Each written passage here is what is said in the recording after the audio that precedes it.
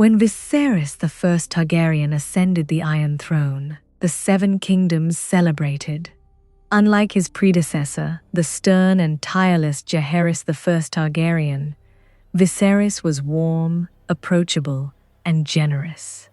He loved tournaments more than battle. He preferred feasts to councils. He delighted in family gatherings and the company of friends. Many believed his reign would continue the peace and prosperity established by his grandfather. For a time, they were right. Never before had House Targaryen seemed so powerful. More dragons lived than at any other point in their history. Nearly every member of the royal family either rode a dragon or expected to claim one.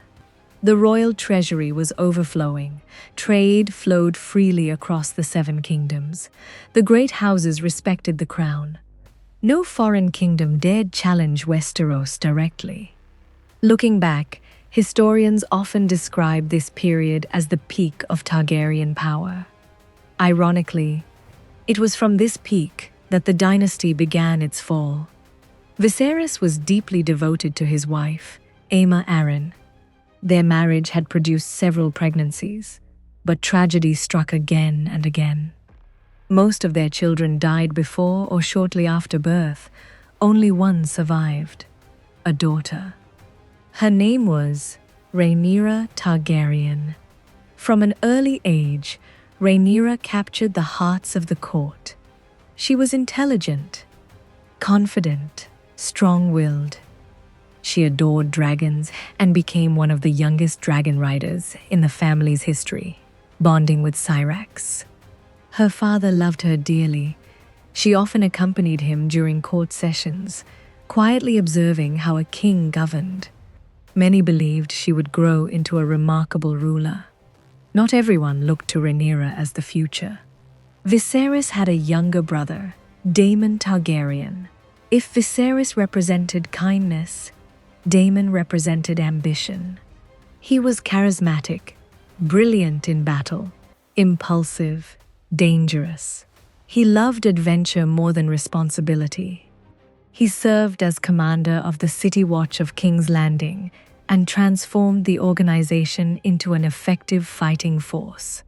His men became famous for their gold cloaks, a tradition that would last for centuries. Yet Daemon constantly quarreled with the king's advisors. Some viewed him as the greatest warrior of his generation. Others considered him utterly unfit to rule. One thing was certain: no one ignored him.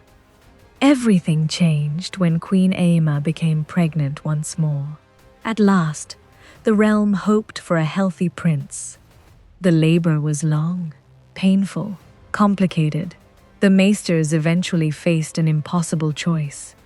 They believed they could attempt to save the child, or the mother, not both. Viserys made the most agonizing decision of his life. He chose to try to save the baby. Queen Aemma died during the procedure. The infant son lived only briefly before dying as well. Within a single day, the king lost both his beloved wife and the male heir he had desperately wanted. The grief nearly destroyed him. The succession immediately became the greatest issue facing the realm. According to many lords, Viserys should now name his brother Daemon as heir. Daemon certainly expected it.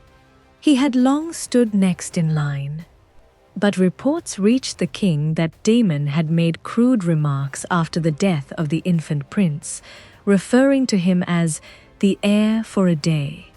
Whether those exact words were spoken is debated in Fire and Blood, but Viserys believed the reports. The king was furious, his trust in Daemon shattered. Instead of naming his brother, Viserys did something unprecedented. He declared Princess Rhaenyra his heir. She became Princess of Dragonstone, the traditional title of the heir to the Iron Throne. Then Viserys summoned the great lords of Westeros. One by one, they approached the throne. Each swore a solemn oath to recognize Rhaenyra as the future queen. The ceremony was magnificent. It appeared to settle the succession once and for all. But oaths made in times of peace are often tested when power is at stake. Among the most influential men in the kingdom was Otto Hightower. Calm, patient, exceptionally intelligent. Otto had served Viserys faithfully for years.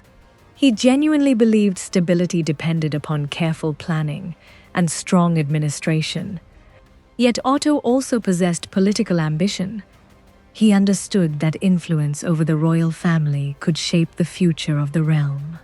Where Daemon relied on swords and dragons, Otto relied on strategy. The rivalry between these two men would become one of the defining struggles of Viserys' reign. As months passed, the king remained consumed by grief. Members of the court quietly wondered whether he would marry again. Eventually he did. His choice surprised many. Instead of strengthening ties with the powerful House Velaryon, Viserys married Alicent Hightower, the intelligent and courteous daughter of Otto Hightower. The marriage pleased House Hightower enormously. Others viewed it as a political mistake. The decision would have consequences far beyond what anyone imagined. For if Alicent bore sons, what would become of Rhaenyra's claim? The question lingered quietly at first. It would divide the entire kingdom. Rhaenyra remained the officially recognized heir. The lords had sworn their oaths. The king never withdrew his declaration. Yet before long, Queen Alicent gave birth to a healthy son. His name was Aegon II Targaryen. Almost immediately, whispers spread through the court. Some argued that the king now had a legitimate male heir. Others insisted that Viserys' word and the oaths of the realm must be honored. The debate grew quietly. No armies marched, no swords were drawn, not yet. But two rival visions of the future had been born.